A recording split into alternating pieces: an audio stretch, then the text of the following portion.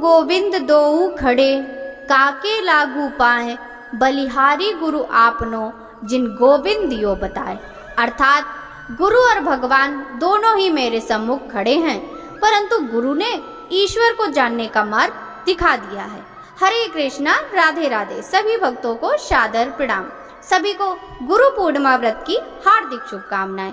भक्तों, आज की इस वीडियो में हम गुरु पूर्णिमा व्रत कथा श्रवण करेंगे। पौराणिक कथा के अनुसार वेद व्यास भगवान विष्णु के अंश स्वरूप कलावतार हैं। इनके पिता का नाम ऋषि पराशर था, जबकि माता का नाम सत्यवती था। वेद ऋषि को बालकाल से ही अध्यात्म में रुचि थी। इसके फलस्वरूप इन्होंने माता पिता से प्रभु दर्शन की इच्छा प्रकट की और वन में जाकर तपस्या करने की अनुमति मांगी, लेकिन उनकी माता ने वेद ऋषि की इच्छा को ठुकरा दिया। तब इन्होंने हठ कर लिया, जिसके बाद माता ने वन जाने की आज्ञा दे दी। उस समय वेद व्यास के माता ने उनसे कहा कि जब ग्रह का स्मरण आए तो लौट आना। इसके बाद वेद व्यास तपस्या हेतु वन में चले गए और वन में जाकर कठिन तपस्या की। इसके पुण्य प्रताप से वेद व्यास को संस्कृत भाषा में प्रवीणता हासिल हुई। इसके बाद इन्होंने वेदों का विस्तार किया और महाभारत, 18 महापुराणों सहित ब्रह्म सूत्र की रचना भी की। इन्हें बादरायण भी कहा जाता है। वेद व्यास को अमरता का वरदान प्राप्त है, अतः आज भी वेद व्यास किसी न किसी रूप में हमारे बीच उपस्थित हैं। बोलिए श्री हरि गुरु भगवान की जय। एक शिष्य अपने गुरु से सप्ताह भर की छुट्टी लेकर अपने गांव जा रहा था। तब गांव पैदल ही जाना पड़ता था। जाते समय रास्ते में उसे एक कुआं दिखाई दिया। शिष्य प्यासा था, इसलिए उसने कुएं से पानी निकाला और अपना गला तर किया। शिष्य को अद्भुत तृप्ति मिली, क्योंकि कुएं का जल बेहद मीठा और ठंडा था। शिष्य ने सोचा, क्यों ना यहाँ का जल गुरुजी के लिए भी ले चलूं। उसने अपनी मशक भरी वापस आश्रम की ओर चल पड़ा। वह आश्रम पहुंचा और गुरुजी को सारी बात बताई। गुरुजी ने शिष्य से मशक लेकर जल पिया और संतुष्टि महसूस की। उन्होंने शिष्य से कहा, वाकई जल तो गंगा जल के समान है। शिष्य को अत्यधिक खुशी हुई। गुरुजी से इस तरह की प्रशंसा सुनकर शिष्य आज्ञा लेकर अपने गांव चला गया। कुछ ही देर में आश्रम में रहने वाला एक दूसरा शिष्य गुरुजी के पास पहुंचा और उसने भी वह जल पीने की इच्छा जताई। गुरुजी ने मशक शिष्य को दे दी। शिष्य ने जैसे ही घूंट भरा, उसने पानी बाहर कुल्ला कर दिया। शिष्य बोला, गुरुजी, इस पानी में तो कड़वापन है और ना ही यह जल शीतल है। आपने बेकार ही उस शिष्य की इतनी प्रशंसा की। गुरुजी बोले, बेटा, मिठास और शीतलता इस जल में नहीं है तो क्या हुआ, इसे लाने वाले के मन में तो है। जब उस शिष्य ने जल पिया होगा तो उसके मन में मेरे लिए प्रेम उमड़ा होगा। यही बात महत्वपूर्ण है।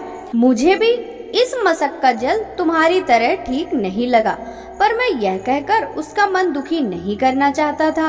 हो सकता है जब जल मशक में भरा गया तब वह शीतल हो और मशक के साफ न होने पर यहाँ तक आते आते यह जल वैसा नहीं रहा। इस पर लाने वाले के मन का प्रेम तो कम नहीं होता ना। कहानी की सीख, दूसरे के मन को दुखी करने वाली बातों को टाला जा सकता है और हर बुराई में अच्छाई खोजी जा सकती है। बोलिए श्री हरि गुरु भगवान की जय।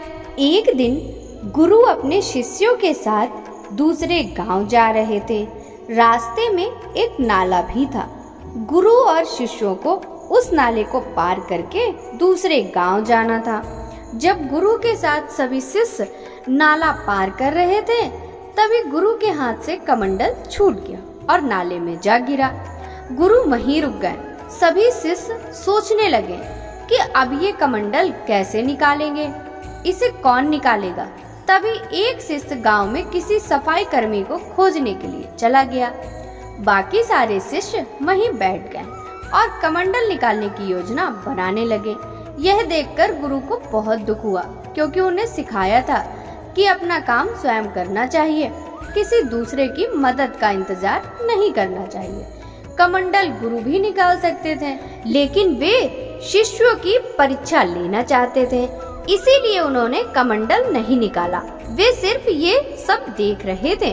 काफी देर बाद एक शिष्य उठा और नाले में हाथ डालकर कमंडल खोजने लगा। जब हाथ डालने के बाद कमंडल नहीं मिला तो वह स्वयं नाले में उतर गया और कमंडल खोज निकाला। यह देखकर गुरु प्रसन्न हुए, क्योंकि शिष्य ने उनकी सीख को अपने जीवन में उतार लिया था। संत ने उस शिष्य की बहुत प्रशंसा की और कहा, इसी तरह हमें अपने कामों के लिए किसी दूसरे की मदद का इंतजार नहीं करना चाहिए।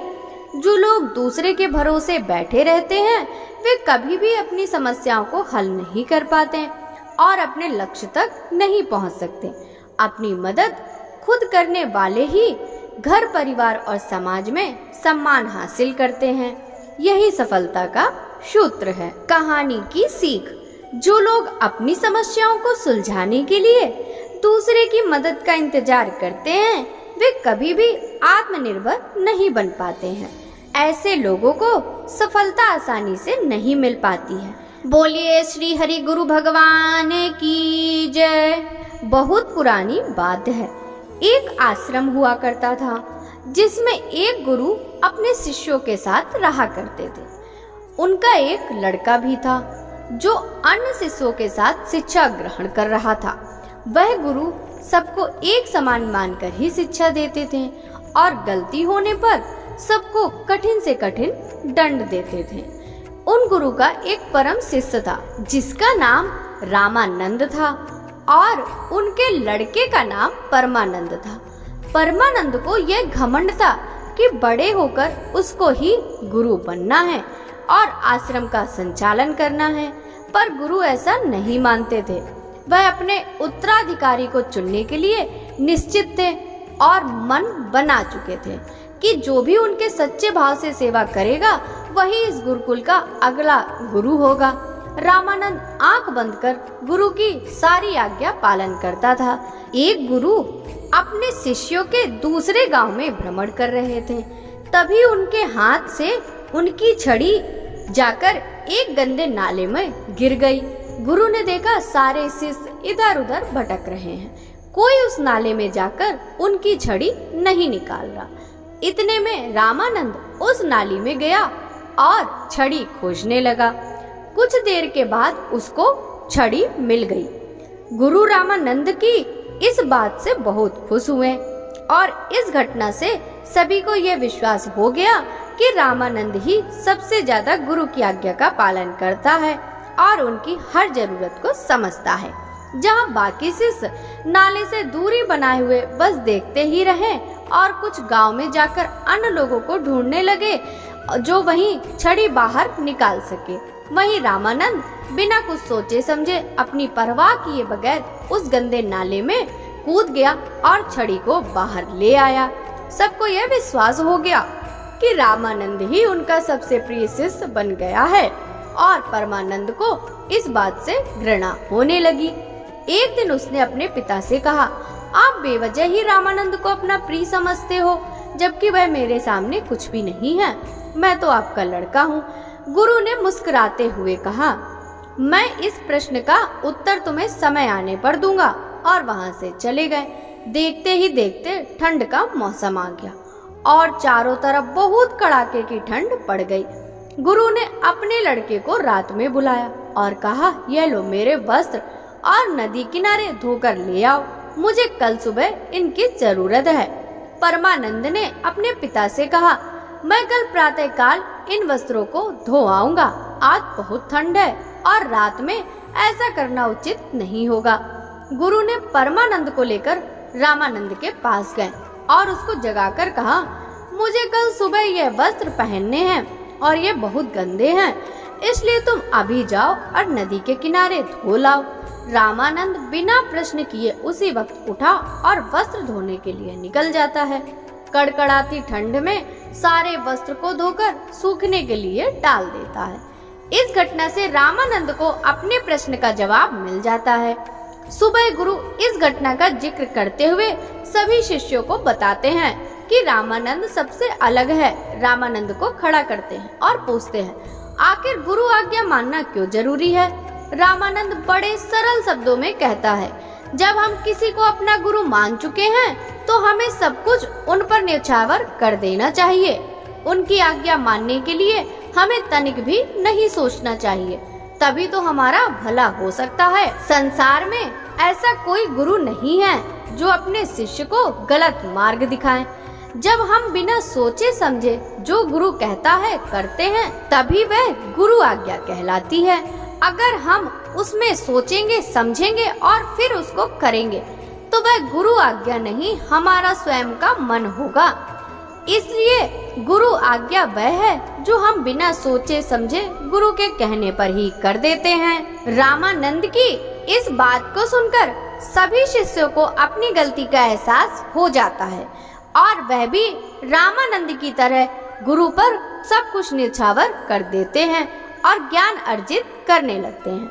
बहुत कम समय में देखते ही उनमें अद्भुत प्रतिभा और भिन्न प्रकार की विद्याओं में पारंगत होते चले जा रहे हैं। कहानी की सीख, जब किसी को गुरु मान लिया जाए तो उसकी हर आज्ञा का पालन बिना सोचे समझे किया जाना चाहिए, तभी वह गुरु आज्ञा कहलाती है। बोलिए श्री हरि गुरु भगवान की जय। एक संत और उसका शिष्य दोनों धर्म प्रचार करने के लिए गांव-गांव घूमते थे। एक गांव में पहुंचे और एक कुटिया बनाकर उसमें रहने लगे। नगरवासी उनका बहुत सम्मान करते हैं और उन्हें भोजन इत्यादि देने के साथ साथ दान दक्षिणा भी दिया करते थे। एक दिन अचानक संत अपने शिष्य से कहने लगे, बेटा यहाँ बहुत दिन रह लिए, चलो अब कहीं और रहा जाए। शिष्य ने पूछा, क्यों गुरुदेव, यहाँ तो बहुत चढ़ावा आता है, क्यों ना कुछ दिन बाद चले, तब तक और चढ़ावा इकट्ठा हो जाएगा। संत ने जवाब दिया, बेटा हमें धन और वस्तुओं के संग्रह से क्या लेना देना, हमें तो त्याग के रास्ते पर चलना है।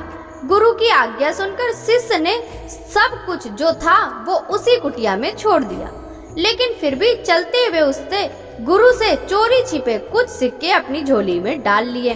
दोनों अगले गांव की ओर चल दिए, लेकिन वह जिस गांव की ओर जाना चाहते थे उसे एक नदी पार करके जाना पड़ता था।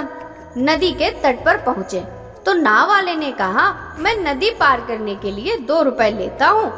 आप लोग साधु महात्मा हैं, इसलिए आपसे 1-1 रुपया ही लूंगा। संत के पास पैसे नहीं थे, इसलिए वे आसन लगाकर बैठ गए। शिष्य के पास पैसे थे, लेकिन वह गुरु की आज्ञा के विरुद्ध चोरी से लाया था, इसलिए उसने वो सिक्के नहीं दिए और वह भी गुरुजी के साथ बैठ गया, ये देखने के लिए गुरुजी बिना पैसे के नदी कैसे पार करते हैं।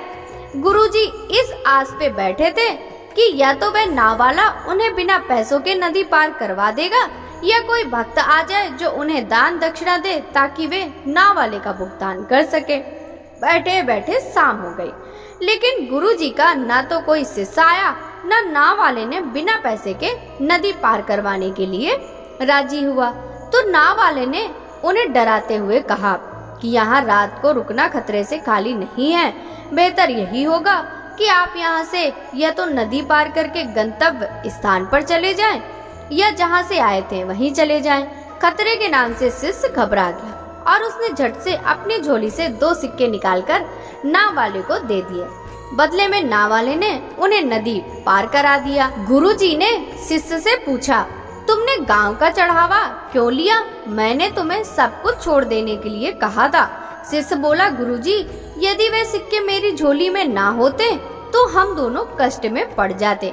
संत ने मुस्कुराकर कहा, जब तक सिक्के तुम्हारी झोली में थे तब तक हम कष्ट में ही थे, जैसे ही तुमने उन्हें बाहर निकाला हमारा काम बन गया, इसलिए त्याग में ही सुख है।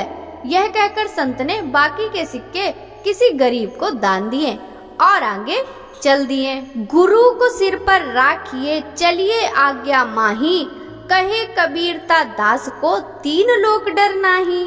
बोलिए श्री हरि गुरु भगवान की जय। जय गुरुदेव दयानिधि दीनन हितकारी, स्वामी भक्तन हितकारी।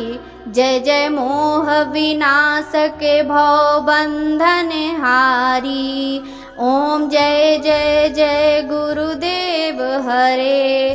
ब्रह्मा विष्णु सदाशिव गुरुमूर्ति धारी, वेद पुराण बखानत गुरु महिमा भारी। ओम जय जय गुरुदेव हरे। जप तप तीरथ संयम दान विविध दीजै, गुरु बिन ज्ञान न होवे कोटि जतन कीजय। ओम जय जय जय गुरुदेव हरे।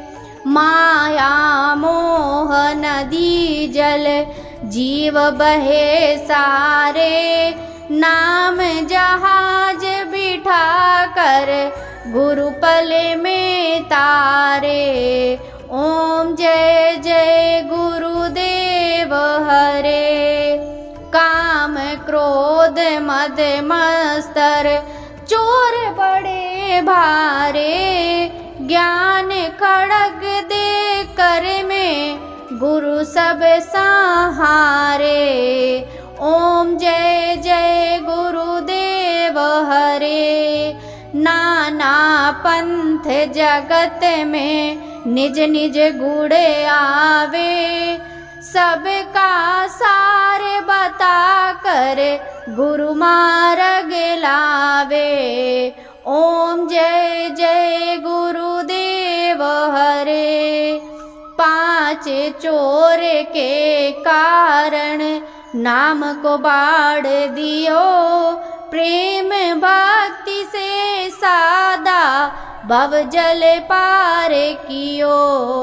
ओम जय जय जय गुरुदेव हरे। गुरु चरणामृत निर्मल सब पातक हारी, वचन सुनत तम नासे सब संशय हारी।